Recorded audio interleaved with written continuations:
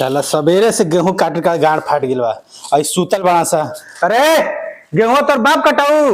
बहू ए बहू का बाबूजी का फाला करत रहनी बाबी ले पानी पी। ये गेहूं काटल वाले सुतले में काऊ। हां अभी सुतल बनी। बोलो करा के जल्दी जाके बा। जा अभी ले सुतल बनी का। ओह नो गेहूं ना काटे ना जाई बाबूजी बुलावा तनी बारिया।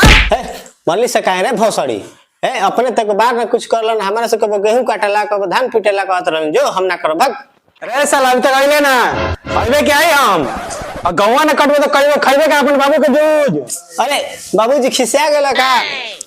आओ जल्दी चल घाम होता है इतना देर हो गइल बा। लाड़ को तो बाबूजी सुते नहीं कंदे सुबह हला कर लगे तो गेहूं काटेला चल जल्दी ते का कर लगे घर में ना निकल मु घर पर चल चल चल चल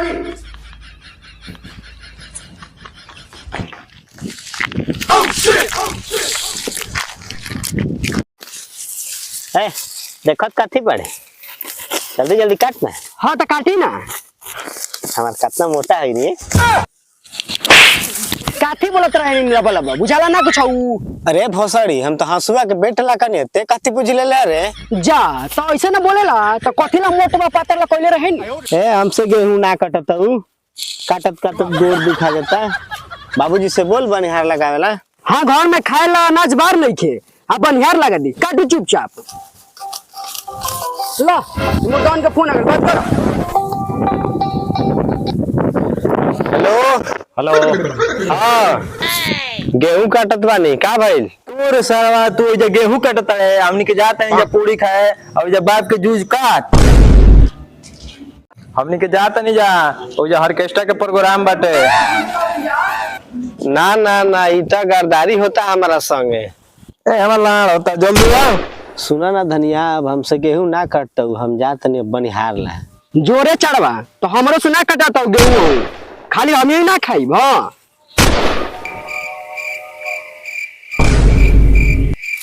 का करत सा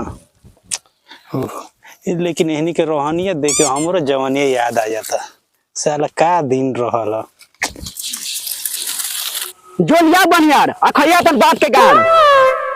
ठीक बा करे जा तू काटा हम जात नहीं। ए हट जाऊ हम काट ले हम जानत नहीं खी। सुना ना भोसड़ो ज्यादा हाथ मत चलावा घामा में गाय लियो हम जाता नहीं।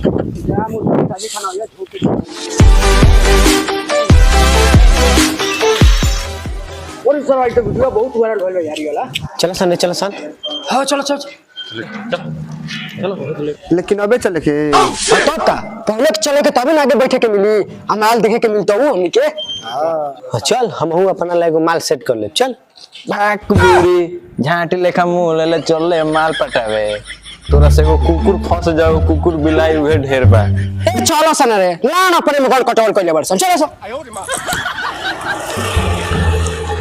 जा यहाँ तक कुछ हो नहीं खे।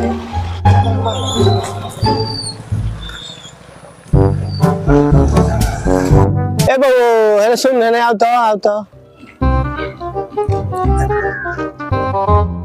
का बोल काहे लगइलो। आज यहाँ शादी रहल कुछ टेंट उट नहीं के दिखात।